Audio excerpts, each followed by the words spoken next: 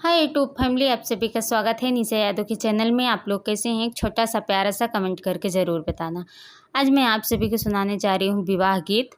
पसंद आए लाइक comment share ज़रूर करना। सूतल